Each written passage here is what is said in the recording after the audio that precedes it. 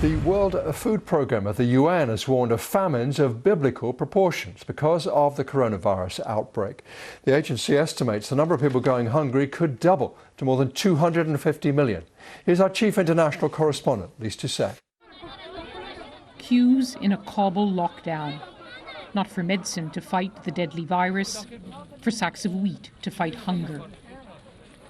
The poorest now deprived of daily wages to survive. No one would help you if you stay home, this woman says. I cried for the last 2 to 3 days. Whoever talks to me, it makes me cry. I don't know what to say. Millions more people around the world now need food aid fast. The WFP is warning of a global hunger pandemic. This airdrop is for the starving in South Sudan. There's social distancing here, but few other defenses in poor countries torn by war. The UN Security Council met virtually to hear how bad it could get.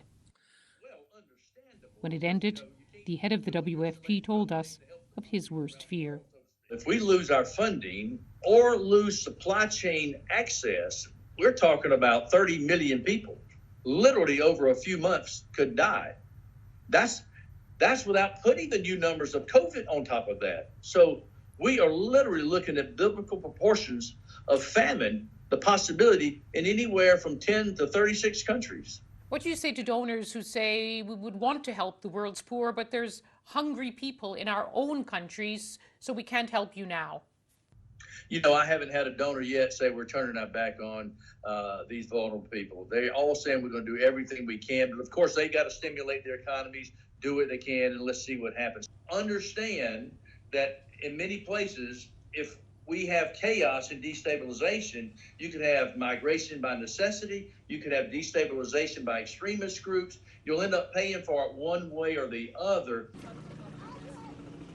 In Yemen, no lockdown yet. Millions here already a step away from starvation.